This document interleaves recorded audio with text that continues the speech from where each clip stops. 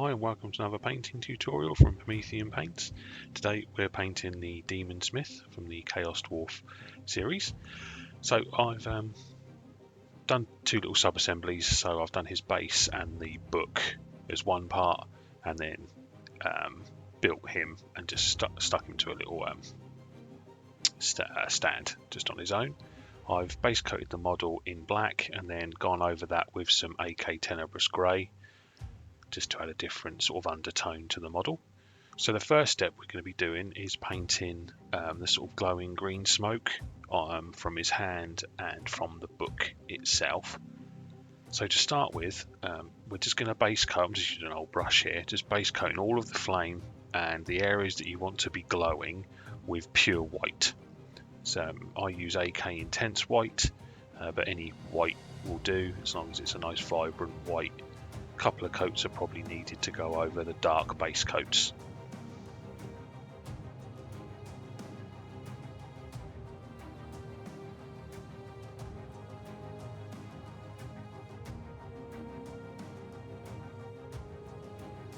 The white paint acts as the sort of, it allows the fluorescent paints to really glow. Fluorescents work over any colour, but they work best over a white. So that's why we're bringing this back to the sort of pure white colour.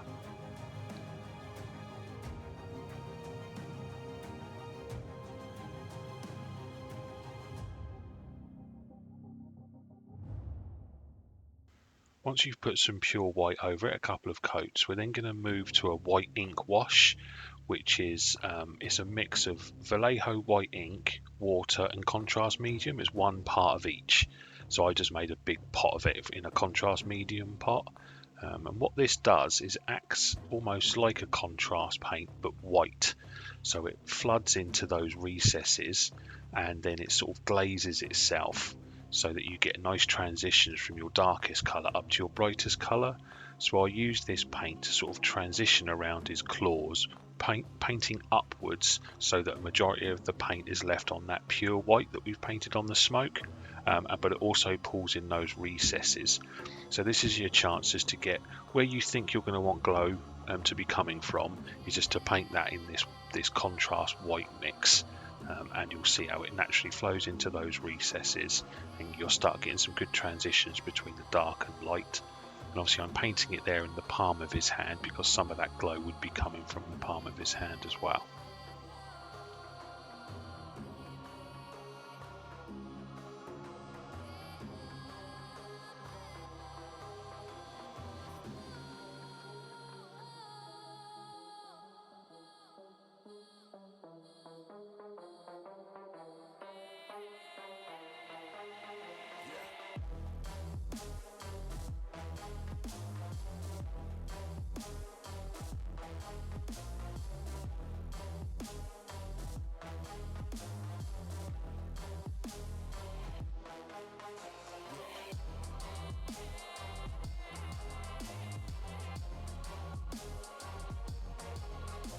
I then grabbed some AK Black Green, and this is just going to be the colour of the pages of the book that he's holding and the pages of the book that's on the stand. So I just paint the pages in AK Black Green, and then using that white ink mix, I just let that run into the little, there's some modelled in runes there that I want to be glowing. So I just use the white ink that we've used previously and just a little bit on the brush and just tap it into those holes and it will naturally flow into them.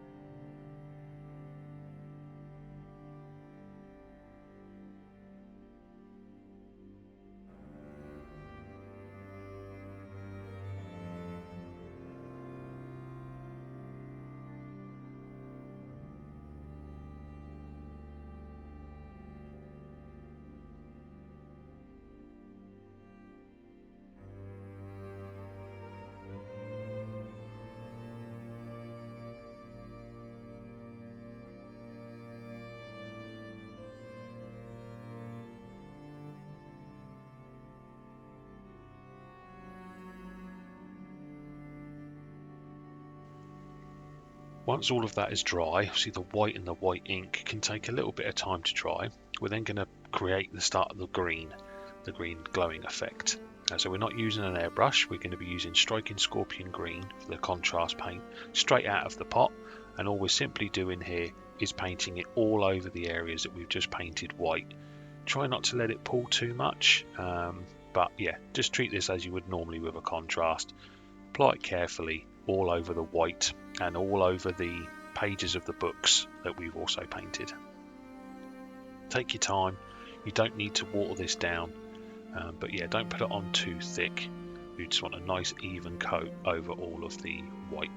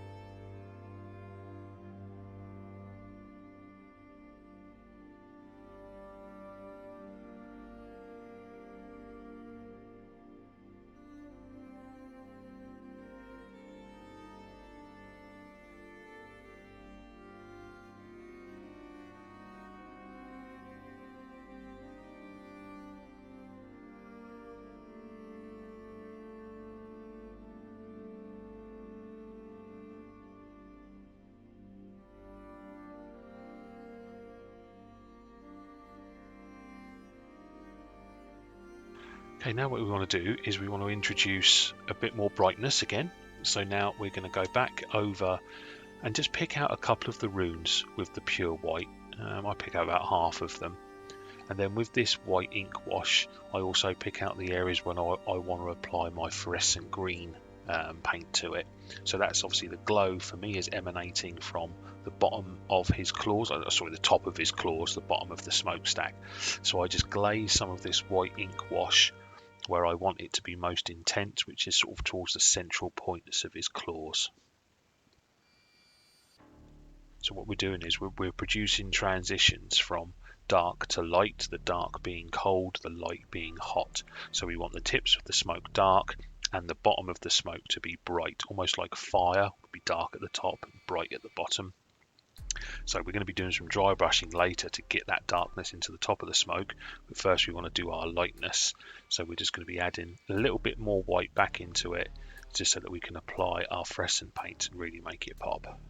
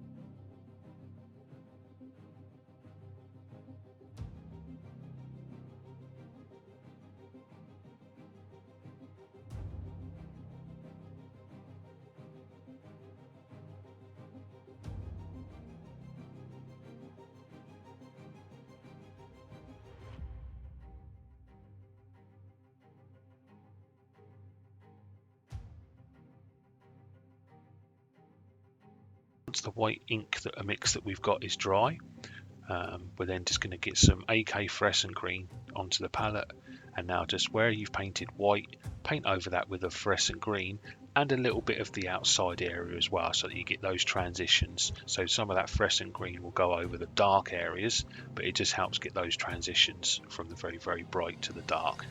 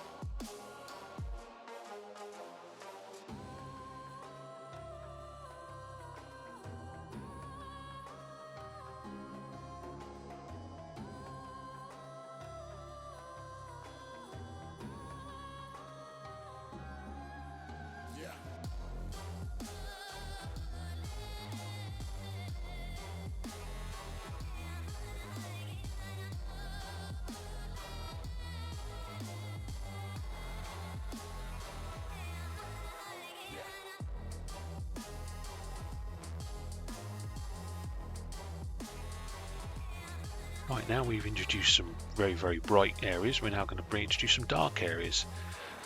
So I put some that black green, AK black green on the palette, and some AK Tenebrous Grey. And now what we're doing, just with a dry brush, is we're going to dry brush downwards, so from the top of the smoke down to the bottom with this black green, so that we get a nice transition from very, very dark green down to your bright green.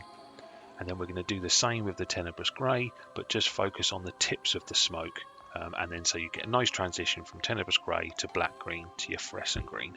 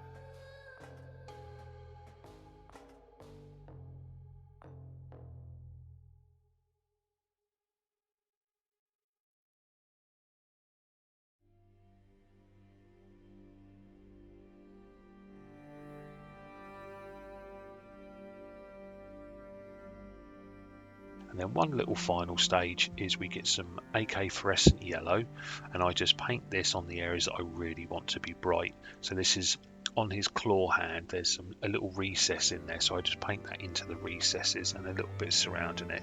And the fluorescent green really makes the fluorescent yellow makes the fluorescent green really look hot, almost like yellow makes the fire look hot. It also makes the green look really hot as well.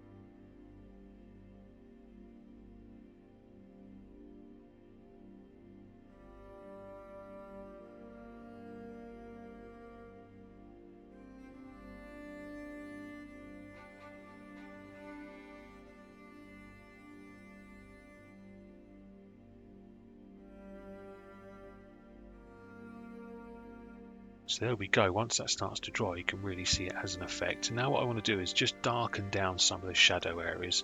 So that Tenebrous Grey that's on the palette, I just make a little wash out of it. I had a couple of drops of water to a little bit of, so it's probably about a 70-30 mix in favour of water. And I'm just reintroducing some of it into the areas that wouldn't really naturally catch the light that's reflecting down from his hand, and it just darkened those areas down back to its natural base coat. Anywhere where there's any white left over that you didn't want to paint, just paint that back in the Tenebrous Grey. I then make a little mix of Tenebrous Grey and the white so that you get a sort of purplish grey colour, and I just do a little bit of edge highlighting on the top of the smoke.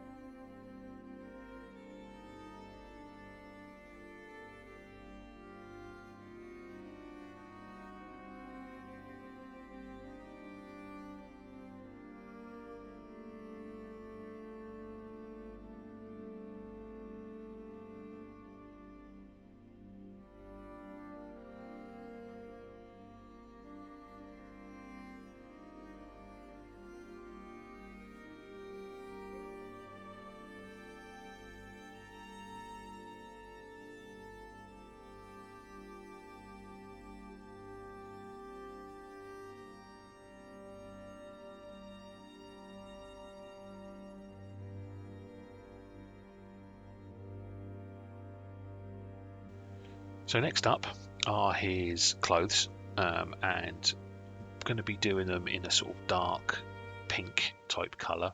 So the first colour we're going to base coat with is AK Dragon Blood. So anything that you want to be material, like his cape, the inside of his clothing, just base coat in this AK Dragon Blood.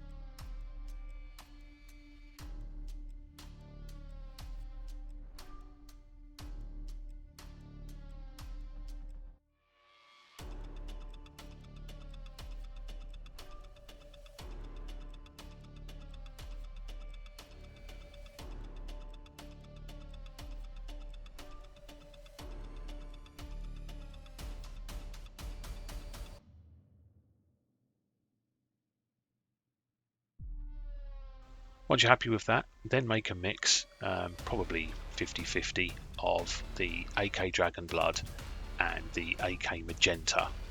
As you can see, I'm just doing it directly from the Dragon Blood and the Magenta onto the wet palette.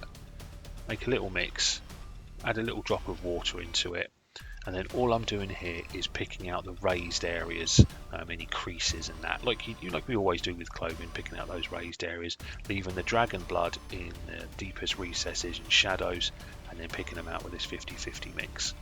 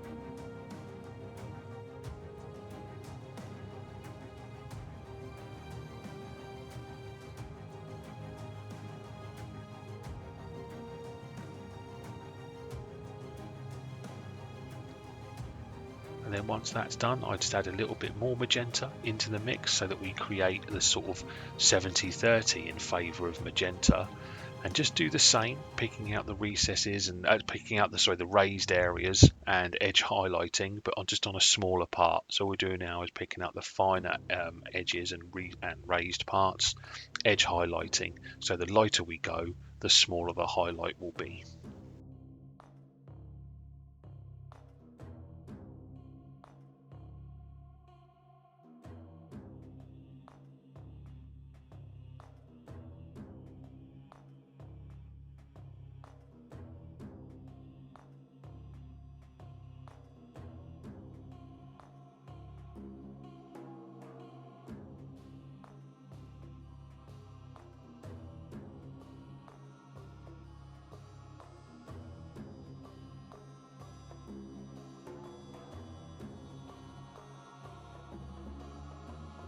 I then just use pure magenta with a little bit of water, and again just do another edge highlight and just pick out those raised areas.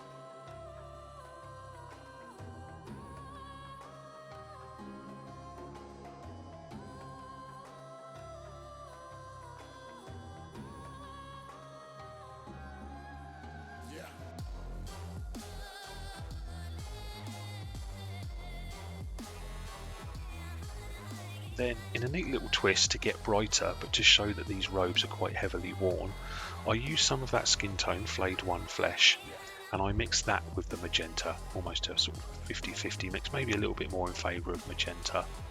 Add a bit of water to it because it is quite a jump in tone, and this is now just used for the edge highlight on the smallest areas where you want it to be most sort of stretched thin and most worn, and it's just a slight highlight just to show that the clothing, those biggest areas of sort of where it's raised up, and some wornness at the bottom, and it gives a nice, still maintains that sort of magenta-y pink reddish colour, but also gives a nice bleached out wear and worn look that we're sort of going for on these models.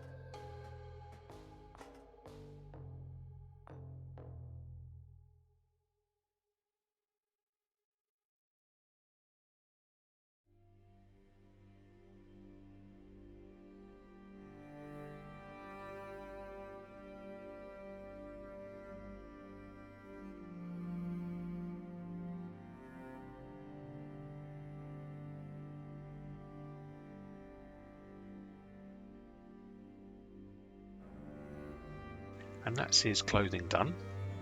Now we're going to move on to probably the longest part of this, which is some non-metallic metal, bronze, copper. So we're using a few colours for this. We're using AK Whole Red, AK Beast Brown, AK Medium Rust, AK Light Rust, some AK Pastel Peach, and then at the very end some AK Ice Yellow. So it's quite a lot of colours, but the reason I'm using a lot of colours here, so it's almost 6 colours, it means that we don't have to do any mixes in between, that we can transition literally from one paint to the next without having to worry about doing 50-50 mixes and mix that with that and mix this with that. And I find these colours give a nice sort of bronzy coppered look very easily, especially where there's lots of little details on the model. So we're working from that base coat of Tenebrous Grey, and what I'm doing now is with the AK Whole Red is I'm covering probably 95% of the areas that we want to be the copper bronze colour in that Whole Red, leaving that Tenebrous Grey in the deepest shadows and recesses, almost helping you outline some of the shapes. So you just leave a tiny little bit around where you're painting just to help define some of those shapes. Yeah, just apply this to all the areas. Obviously, if you're not doing this non-metallic metal, then just apply any of your standard metallic colours that you want to use over these areas.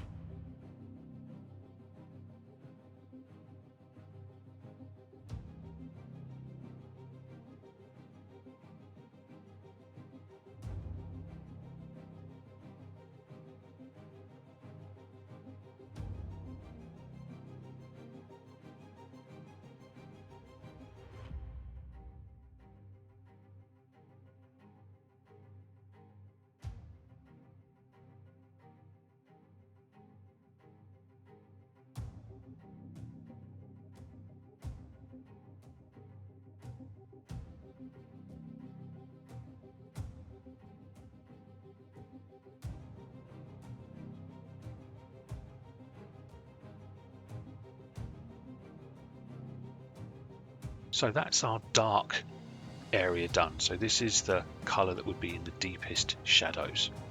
We're now going to apply our first highlight, and it's a big highlight because this is going to cover probably 90% of the paint we've just covered, and this is with the Beast Brown, a sort of reddish brown, a little bit like Doomball Brown or Mournfang Brown.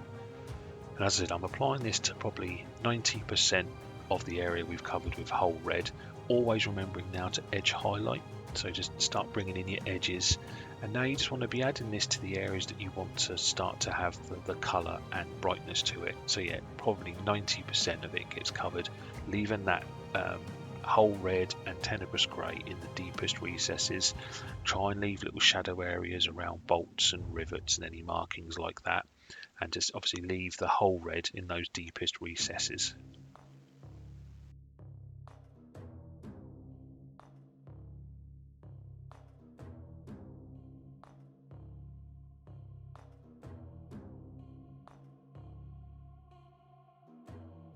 So the idea of non-metallic metal is to give the effect that something's metal, but using matte colours.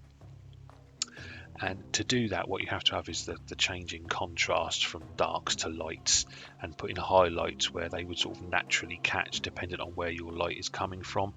To me, the sort of light is coming down from his left-hand side, from the top left downwards, so I'm trying to keep my highlights in line with that. But obviously this isn't a display piece, this is a gaming piece, so I do want to pick out detail around the model. So yes, we're doing non-metallic metal, but no, it's not hyper realistic, but it tries to keep itself within the theme of itself.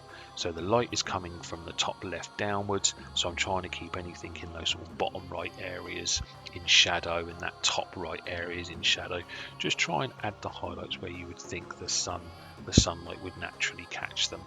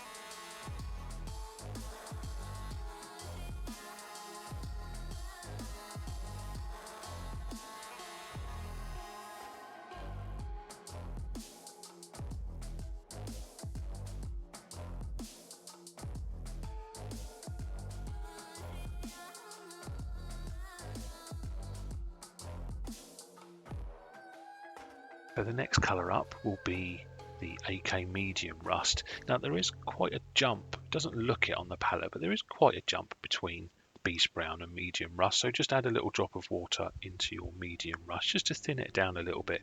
And as you can see, I'm not applying much paint onto my brush. Very thin amounts of paint, and it goes a long way. Again, do your edge highlight and now pick out a smaller area. So I'm probably only picking out maybe 50%. So where you would paint, you've painted a chunk in whole red, and then you've sort of painted within that a chunk of Beast Brown, and now within that you do a little chunk of the medium rust colour. So the area gets smaller and smaller that you're painting, but just remember to be edge highlighting as well.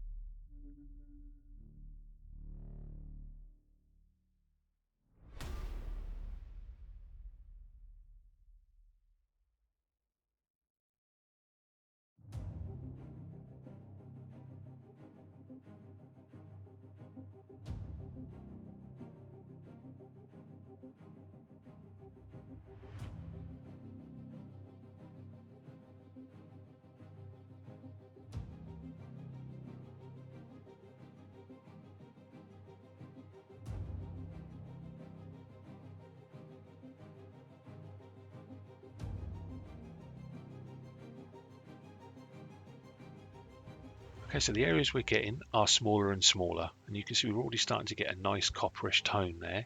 So now we're moving over to the light rust. Again, add a little drop of water. This is quite a jump in tone, but not too much that we have to do some mixing. We can just do it by applying a little drop of water, so like making a 50-50 mix. Again, edge highlighting those areas that you want to be bright, and then just picking out an even smaller section of the area. See, I'm just very small section now, just to get that intensity of light growing. Start picking out some of your finer points of detail, those areas that you really want to catch the eye, especially when you're looking directly at the model. I've put the highlights where they sort of make sense, but bring out the detail as well. Don't be scared to add little scratches and lines and marks to show some wear and tear. It all adds to the sort of texture and character of the model.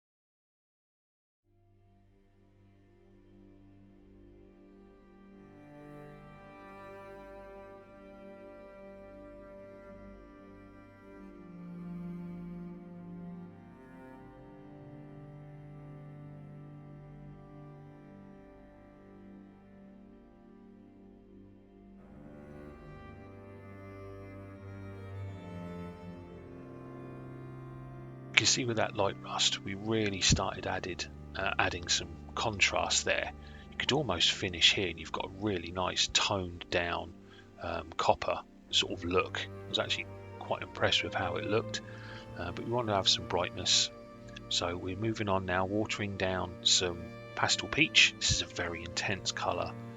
So yeah, a little bit of water added to it, tiny amounts on the brush, and again, just highlighting now those areas that you want to be bright, adding little scratches and dents and whatever marks you want to do.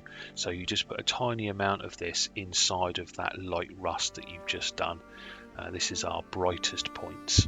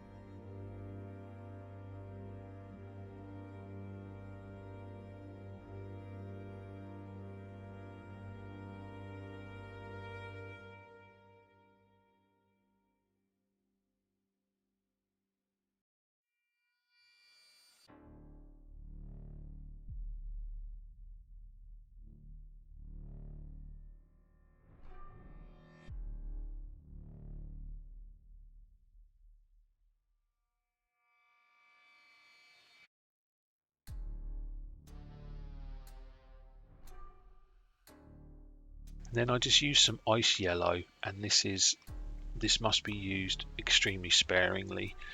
Do not have too many highlights, because then nothing has got a highlight. If you add too much dark, then everything is dark and there is no darkness. If you add too much bright, everything's bright and there is no brightness. You must have contrast between dark and light. So this is literally just used very sparingly, little spot highlights on those areas that you'd think would be catching the light the most direct. Try and keep them in line with themselves, so it makes sense with where that sunlight's coming from. And then yeah, just add a few of these around the model just to pick out some really bright points. and the ice yellow is the sort of final step. You can go back and glaze in some darker areas if if your transitions are a little bit too clunky, if they're a bit too sort of chunky in a way, you can just glaze in some of the darker shade just to tone it back. But these colours here, and if you've thinned them down with just a little drop of water, then you shouldn't really have that problem. And then we're just picking out the little finer points here in that ice yellow just to give some nice brightness.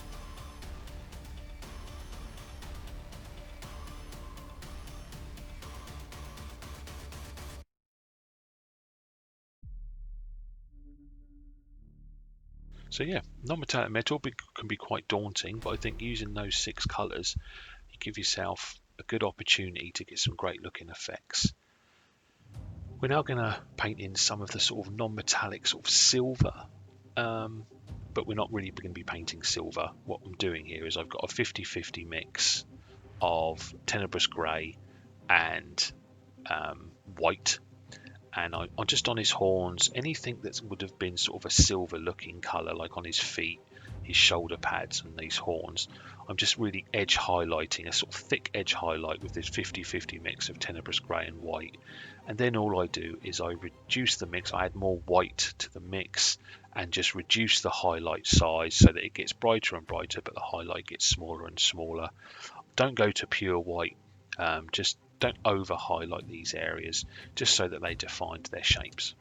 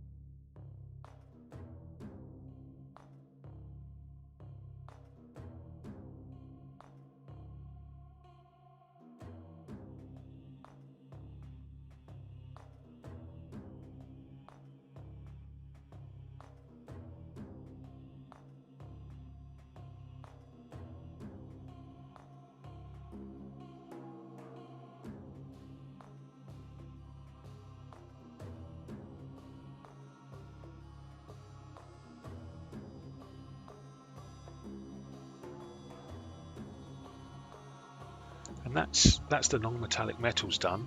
The silver sort of black dark effect is quite a straightforward one to do.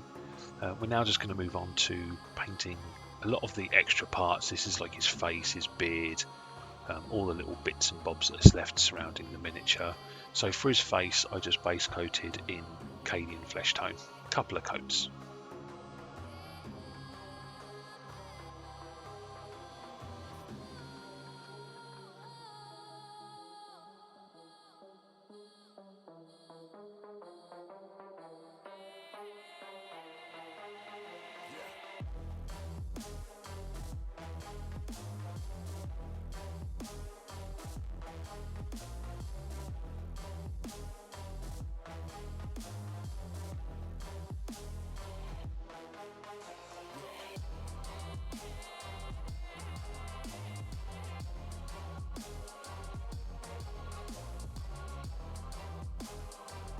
And whilst that paint is drying, I then want to paint his beard.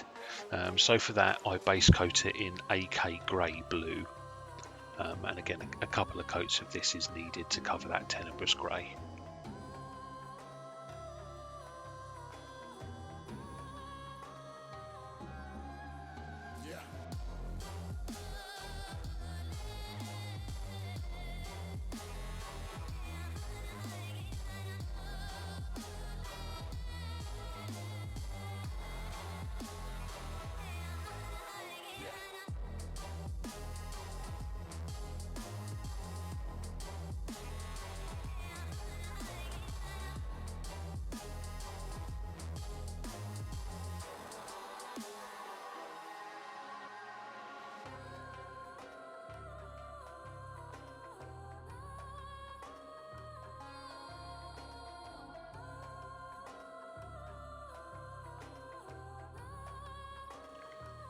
So for the face wash, once that Cadian Fleshtone is dry, we're not using your standard face wash. What I'm going to be using is some AK Wine Red, and then 1 drop of this and many drops of water, just to make a nice thin wash of this, and just paint it over his face. And it acts like white clean flesh shade really, but it's a nice reddish, pinkish, purplish colour. Just adds just a different definition, different contrast to his face. You need to heavily thin this down. You can use that the contrast Volupus Pink or maybe Caribou Crimson, but again they have to be heavily watered down. And for his beard, I'm just using some Druchii Violet straight out of the pot and just washing that over the blue of his beard and a little bit onto his face, so you get a nice reddish purplish shadow effect on his face.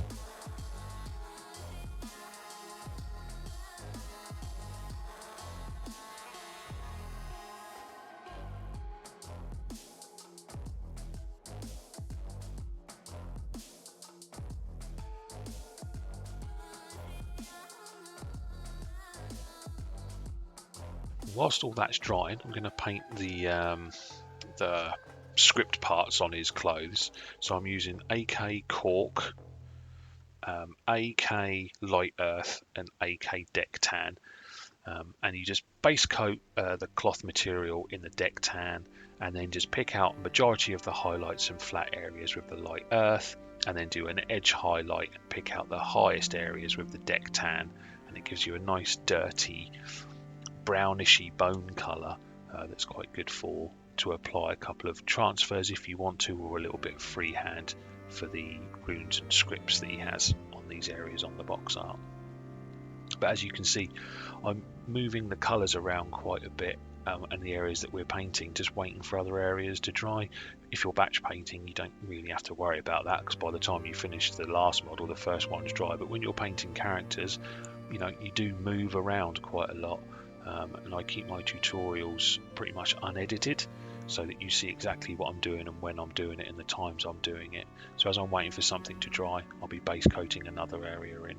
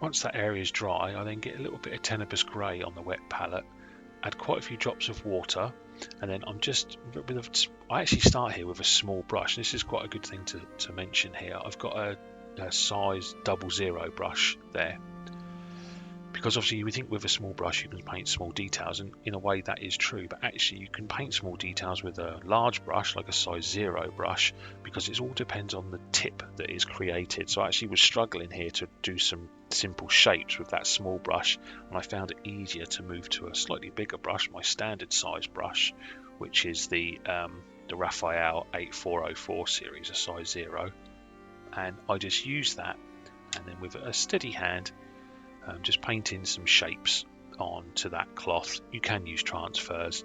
but it's sometimes just simple little V's and a circle and a square. Gives some practice to your freehand, and it with a decent brush and a nice fine tip, it's very achievable.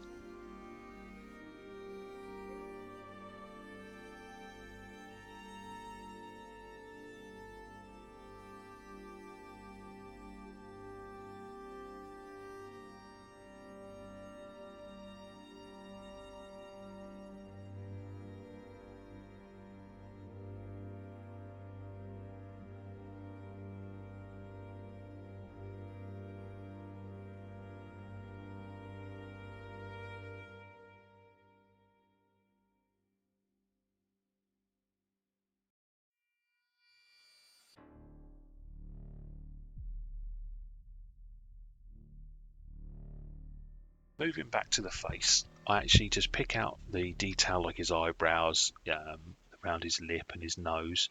Just pick it back out with the Cadian Fleshtone, and then I do a highlight with the Flayed one Flesh, and then I use a little bit of the deck tan just to pick out his teeth. His beard I highlight with AK Blue Grey.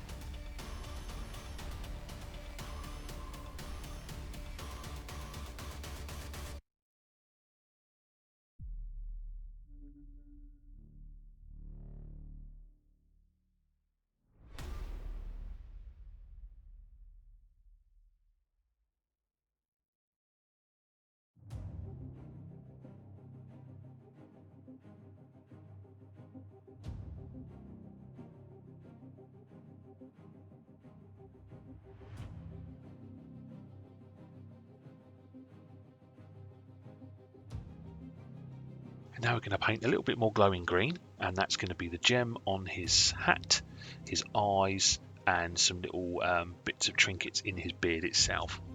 So what we do is we start with a base coat of AK Black Green, and I paint the entirety of the gem.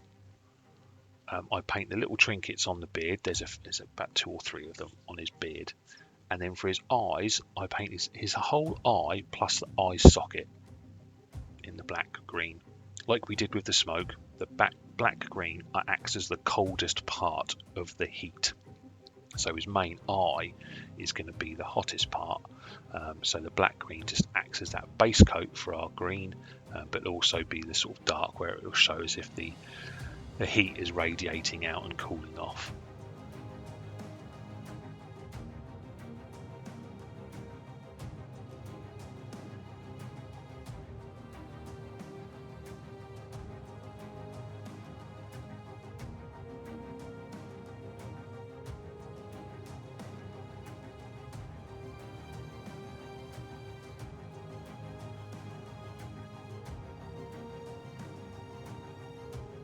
To get our green glow, we then move over to AK Deep Green, which is moot green in the sort of Citadel range.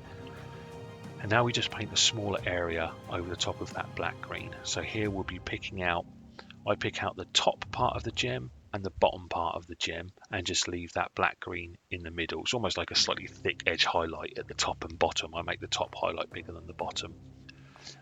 And pick out a couple of little dots on the trinkets on his beard, and just try and pick out the sort of whole of his eyes with this, leaving some of that black green in recesses.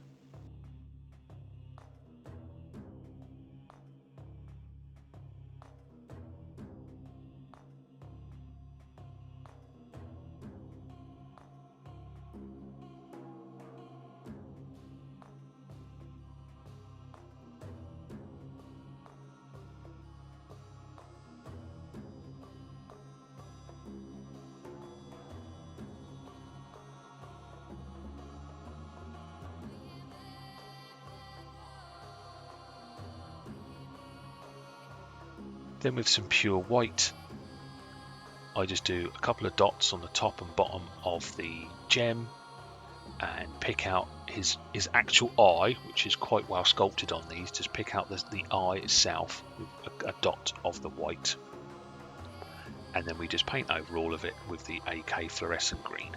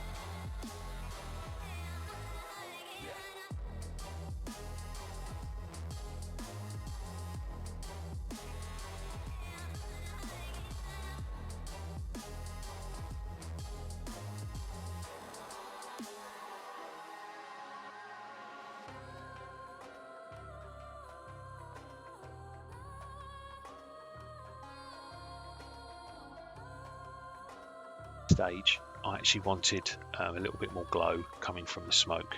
So where we initially painted that yellow, I actually add some pure white into those areas, and then over the top of that pure white, I add the AK fluorescent yellow just to make it really, really pop.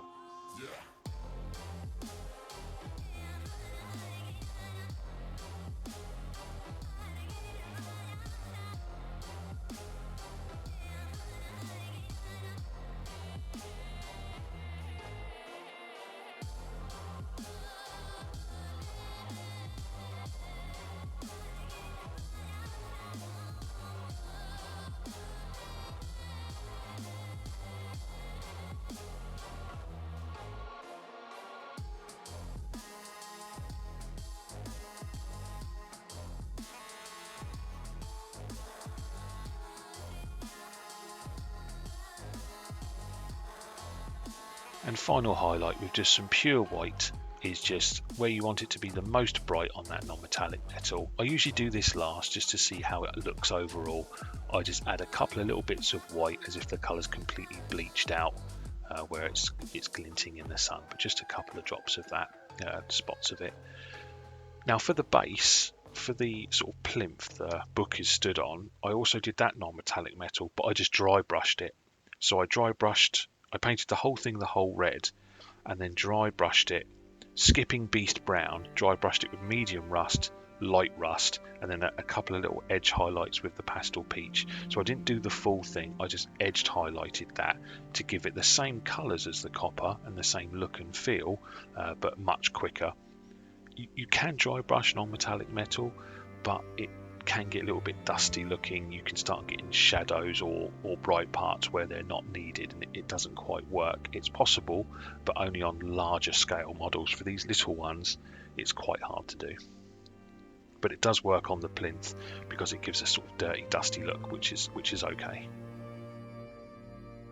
Okay, then I just stick him down onto the base with a little bit of super glue. The base I just coated all over it in the dirty down rust, just to give a sort of grimy, dirty feel.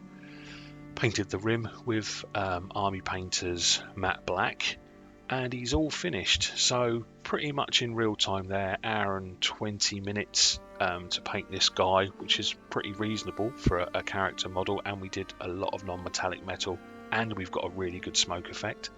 So I hope you've enjoyed him. You can obviously use these skills against your other Chaos Dwarfs or any other faction that you've got painting for Age of Sigmar or 40k or any other game. As always, like, comment and subscribe, it's really helpful, and happy painting, my fellow painters.